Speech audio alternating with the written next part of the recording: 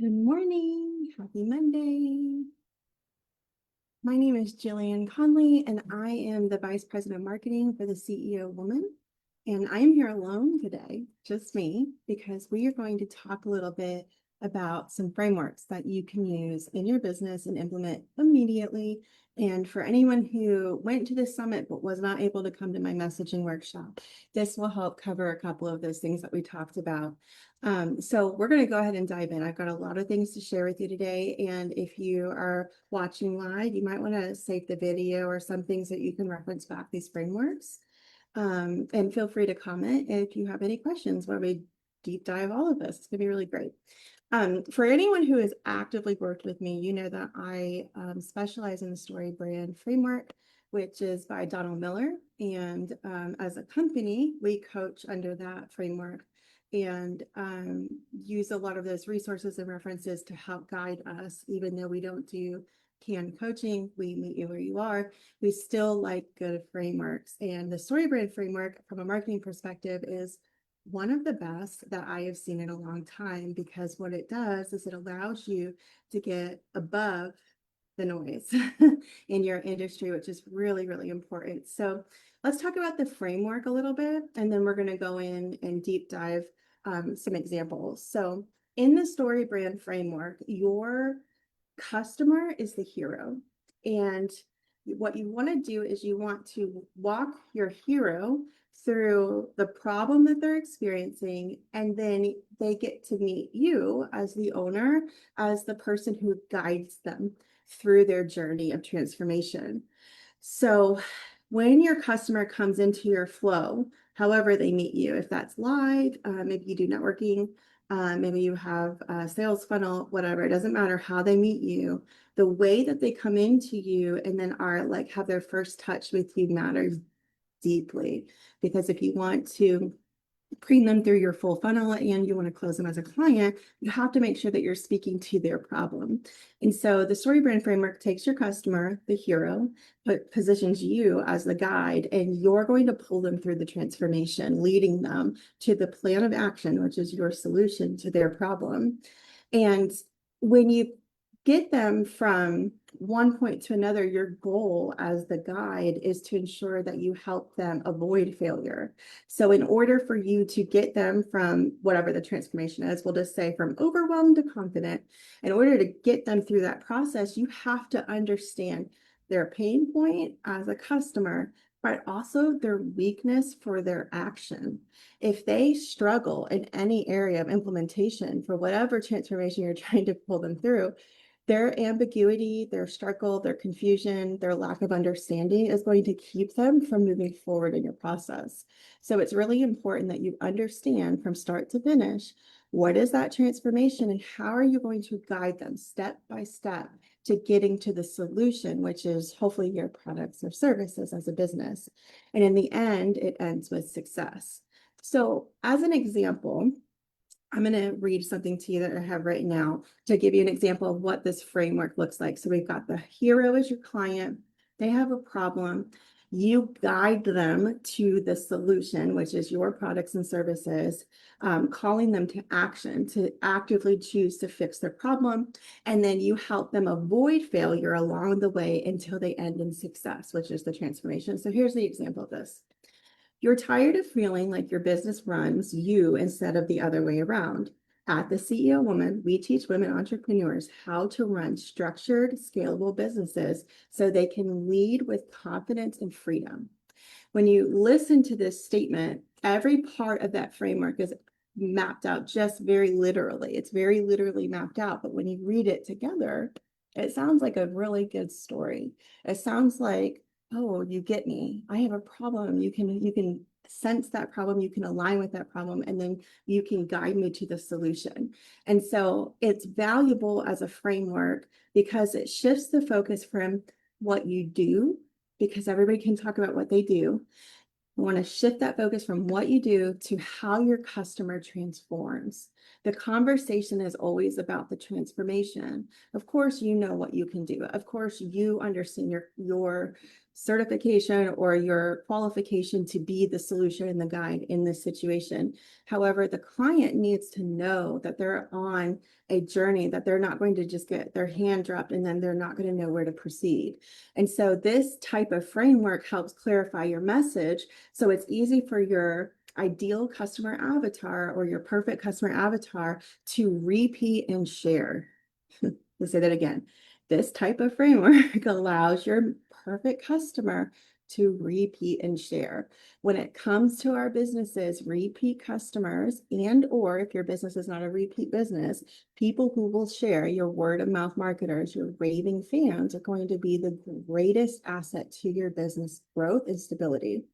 And this framework also, another reason why I find it very valuable is because it helps you simplify all of your messaging, your homepage for your website, your elevator pitch, a program description. If you stick with this 7-part framework, customer is the hero, they have a problem, they meet you as the guide, you give them a plan, it calls them to action, you help avoid failure, and you end in success. That's the 7-part step for the story brand.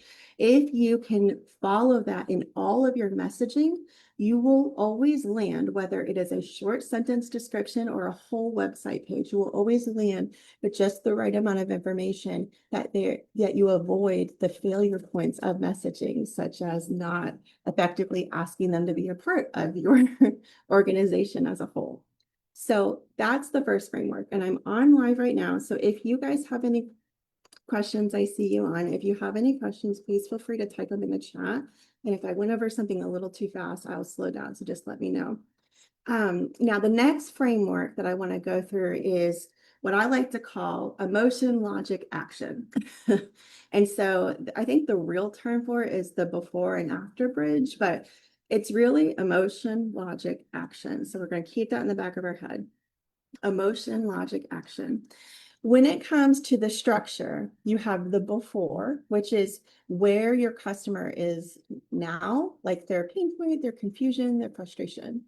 That's like where they exist before they come up to your business. After, what life looks like when their problem is solved. So you're structuring your messaging around, we see you now, imagine being here.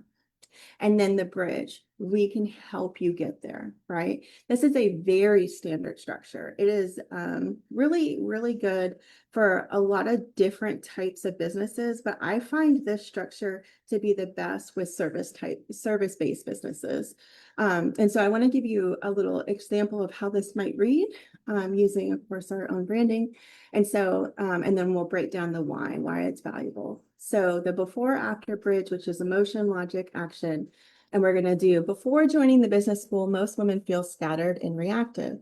Afterward, they finally have systems and structures that make scaling feel doable. Our 12-month program bridges the gap with expert coaching, clear frameworks, and accountability. So we give the before you were feeling scattered or reactive. After you finally have the systems and the structure and the foundation in place to feel like you can do what you're trying to do, here's the bridge. Our program offers XYZ. This framework is very clear, very concise, and it is excellent for call to action. It's excellent for creating a quick sense of urgency, especially messaging content for social media and pulling out that emotion, logic, and action of your perfect customer. Now, aside from it just generally being really easy and functional to use, it also meets the customer at their current emotional state. And when we can talk about meeting someone in their emotions, then we're talking about actually connecting. Anyone can have a problem and need a solution and feel disconnected emotionally. Like maybe it's a task for them. Maybe it's like one more thing they have to take care of. And your solution just happens to be the one more thing they have to do. So when you're talking about the framework, you want to make sure that the bridge part of this framework gives you both authority and it gives you your person clarity around what it's going to be like to be interactively working with you in some way, shape, or form. So you'll help paint the transformation. You'll meet them you'll meet them in their current emotional state. You'll help show them what that transformation is going to be, like not just deliverables, because that's very like executive function skills. We don't want to push people into fight or flight. So you want to paint the picture from the perspective of how much they're going to gain by solving this problem with you. And then using testimonials, wonderful like landing pages or pages that are designed for a specific product or service, and even social media content can benefit greatly from the before after bridge or the emotion logic action framework. And I'm just going to check this really fast. I'm refreshing my page because sometimes it locks me. I just want to make sure I don't miss anything. Okay, perfect. And then the third framework that we're going to talk about today is the 3-layer message pyramid, which is like vision, value, voice. And this framework is really common. I see this a lot. Vision messaging is like the big picture why, and it's something that should inspire your people that are watching, reading, whatever it is that they're doing. This might be a video content, it could be a newsletter, website, whatever. It might even be your elevator pitch. Whatever it is that you have this framework in, your vision is the big picture why. The value message is what transformation or results you're going to provide. This is a really, really important part, because in order for them to trust that your vision is going to come to fruition for them, they have to trust that you have something to provide them that will move them from where they are to where they need to go. And then your voice message, which is the third layer of the messaging pyramid, is your everyday language. And I cannot stress this enough. Just because you are a business does not mean you need to sound like a robot. You can have a personality. Your brand can have an entire persona, and it should. And if you have a brand that you feel maybe you're not really getting that connection to your audience, they're not responsive, maybe there's, I don't know, maybe you're too rigid. Who knows? What, maybe whoever wrote your website copy didn't think about the human side and they went way too technical. When it comes to mapping out your messaging, vision, value, voice have to be at the forefront of what you're saying.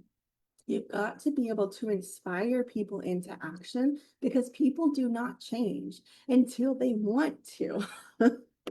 So you have to get them to the place where they want whatever your solution is to their problem. And your everyday language is what builds and cultivates trust between you and your audience. So for any industry that relies heavily on compliance, like insurance, financial, medical, um, even like real estate, because there's a lot of rules in that category um, of work, of industry. When it comes to you trying to map out your messaging, you don't have to be a nonprofit to have a vision. You don't have to be a nonprofit to speak inspirationally. And in fact, you don't have to have some life-changing story to pull someone's heartstrings into the direction of finding a solution with you being their guide. And so it's important that you relate to your audience where they are. And a lot of times when people ask me, well, what is that voice supposed to sound like? I like to argue that it should sound like you as the CEO. What are you like? Because chances are, whoever you are, your ideal customer avatar is probably a lot like you. And so you don't want to miss an opportunity to connect with your audience just because you sound too stiff or too stoic, or you feel like maybe you're, for since we deal predominantly with the CEO woman, if you're in a more masculine field, which we have a lot of women in masculine fields in construction and rehabilitation of homes and remodeling and that kind of thing, um, it is hard to find your voice when you are up against so much. It doesn't matter what that up against thing is. When there's a lot of noise in your industry, it's hard. And the one thing that will set you apart is your human like persona being distilled into your brand and into your messaging. So I want to give some examples. For a vision, we imagine a world where women lead businesses without burnout. That is a very real thing. Tina has been burnt out. I have been burnt out. I know so many women in our sisterhood who have experienced a season of burnout. And the truth is if you've never been truly burnt out, those are just words, and you really can't process how significant burnout can be in someone's life and how debilitating that burnout can be. And so for our company, for the CEO Woman, we we visualize a world where women have the support, the full support that they need to move forward on a day-to-day basis. That's why we serve the whole woman. That's why we talk about mindset, and we talk about your health, and we talk about your business, and we talk about your marketing, but we also talk about your psychographics and your demographics for your people and how that impacts you and whether or not those people are your people. We question and challenge the industry that you're in over and over and over again, because you deserve to love what you do and you deserve to enjoy the work that you're doing.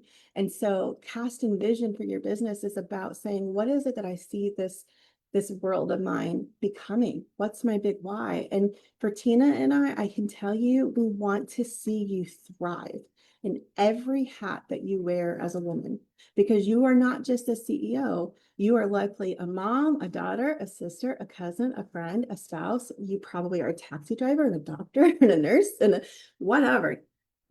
Hell, you might even be a lawyer. At this point, you could be anything you want, but also, do you want to have to be all those things? That's a lot. So having a vision that is clear and knowing what you stand for is what's going to be that first thing that connects you to your audience.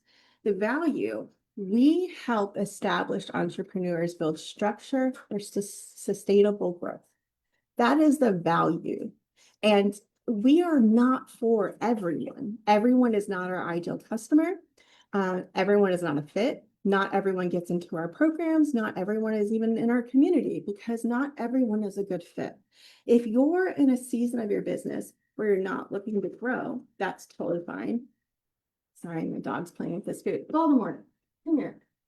If you're in a season, yes, my dog's Voldemort. If you don't know, diehard Harry Potter fan. Okay. If you're in a season of your business where you're trying to establish what is the value that you bring, especially if you're in an industry that's saturated, the first thing you want to think about is, why are you doing this to begin with? That's how you discover the value. Why are you doing this? What do you bring to the table, to this conversation, that no one else does? What's your value proposition? The thing that sets you apart from everybody else in your industry doing the same thing. And then your voice. Let's turn chaos into clarity. Go from overwhelm to confidence. Like, what is the transformation, and what are you trying to present in the voice and tone of the message that you're presenting to your people?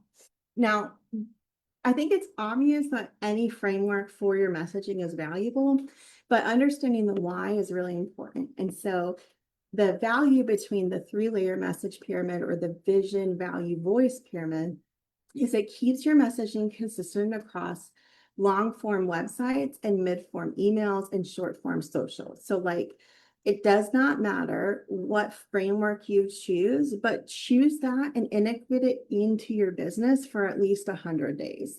You need about 3 months, 3 to 6 months, to really know if your audience is connecting or not. Sometimes there's a little bit of a mass exodus when people change their messaging, and we'll see this with pages who've gone like micro viral or even viral. And then all of a sudden they go from like 300 followers to 6,000 followers. And like, we don't know what to do with all these people.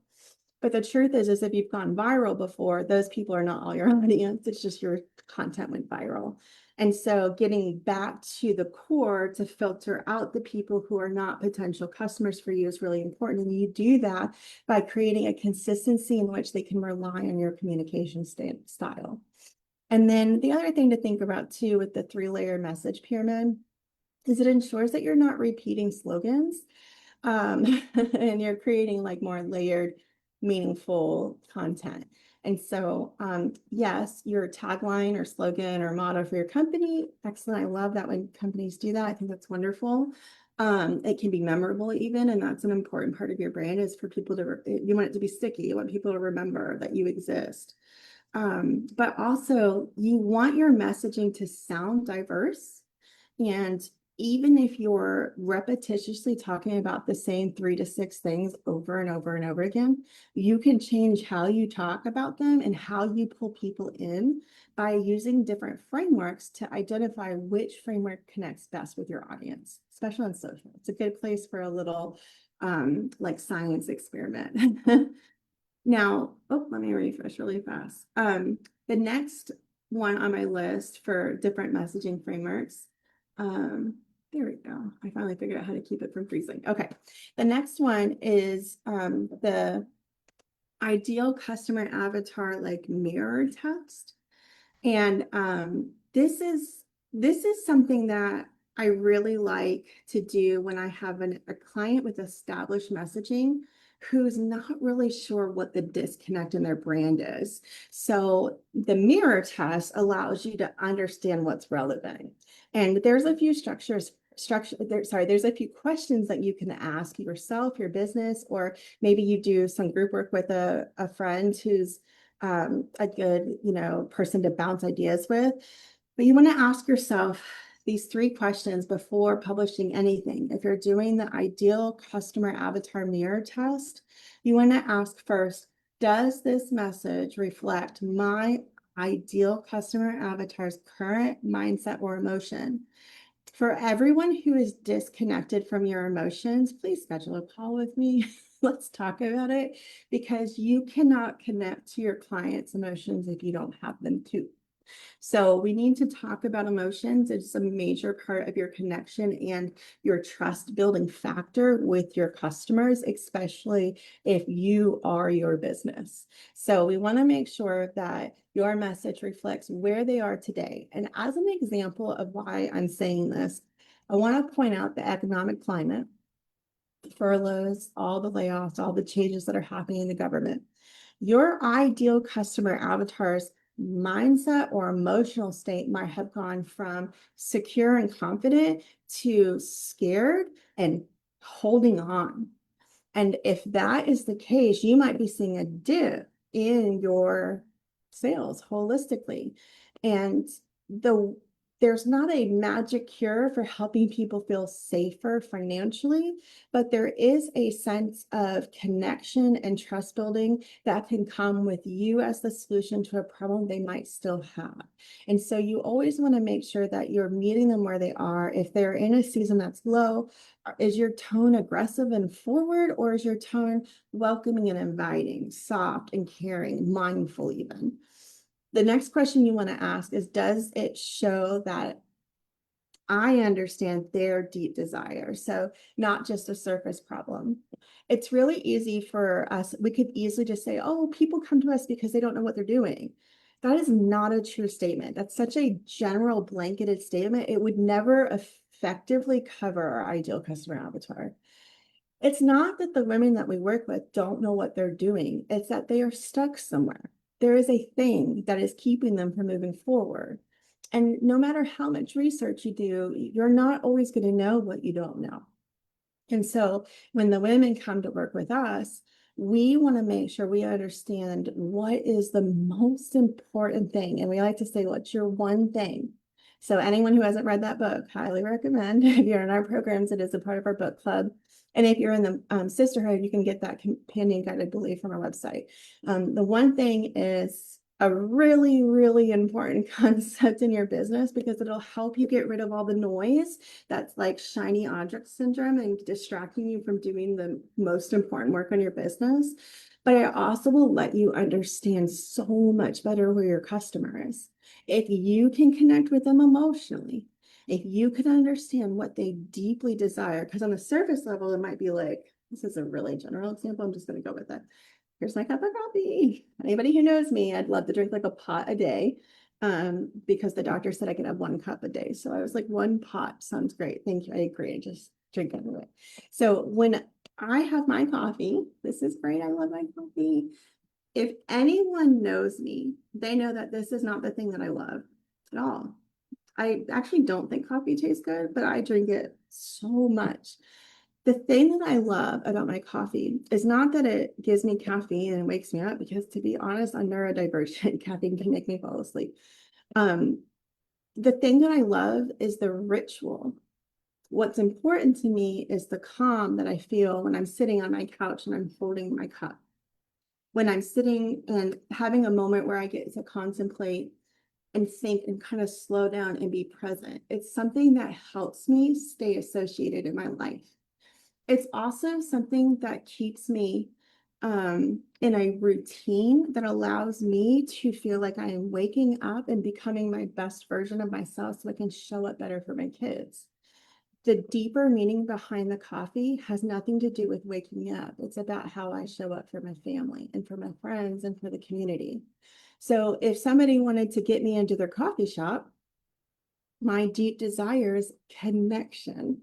And you would not be able to understand that if you didn't understand the emotion I feel when I sit here with my cup. So understanding the emotion and the mindset is very important. So the first question is, does this message reflect my ideal customer avatar's current mindset and emotion? The second one is, does it show that I understand their deeper desire?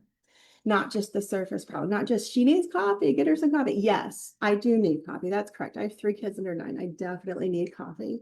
But what I really need is a moment to slow down. I need a moment to connect with my life. I need a moment to get to a place of stasis so that I don't feel like the world is pouring over me, but I can stand, right? Like I need that. The third part of this in the mirror test, the relevance first conversation for messaging is, does it use language they would actually say out loud?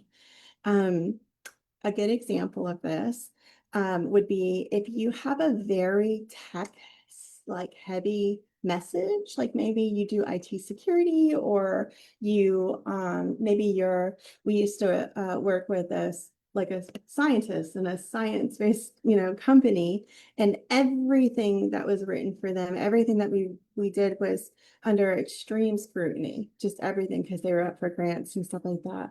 And so the language we had to use could not be my language. If you know me, I am very much a stereotypical Whole Foods Market person. Like I am casual. I wear jeans everywhere. I am chill with my language. I'm laid back in my messaging. I like for people to feel like I'm approachable. I want people to feel like they can connect with me and that they can be seen and heard with me. And so my general messaging approach is one way, but when it comes to writing for something with strict compliance, financial industry, things where people go, I don't want your jokes. I want to know that I'm going to be safe when I give you all my money for retirement, right? Like whatever industry you're in, the language you use matters. And if you're speaking one way and they speak a different way, that's going to misalign. And misalignment in your brand messaging is going to cause you to detract customers. You do not want that. So in this specific framework, the mirror test, you've got to ask yourself 3 questions. Does the message reflect my ideal customer's mindset and mood? I'm sorry, mindset and emotion. Does it show that I understand their deepest desire, not just the surface one? And then does it use language that they would actually say out loud? So if your ideal customer avatar, like for us, is a 45-year-old woman consultant overwhelmed by admin work, you don't say, well, we'll streamline your operational infrastructure. Okay, boring. You'll say this instead. You'll finally have breathing room to focus on the work that you actually love. And if you hear that difference, if you don't, definitely schedule a call with me. I'll walk you through it. You've got to be able to be more than just who you are. You have to be emotionally connected with your audience. And it's valuable because it humanizes your brand. It presents empathy, and empathy is a key thing when it comes to trust building. It's foundational. It also strengthens your reliability. People buy from those that they feel get them. So if you speak their language, you're talking about their problem, their current state of mind, and you're saying, I'm here for you. This doesn't scare me.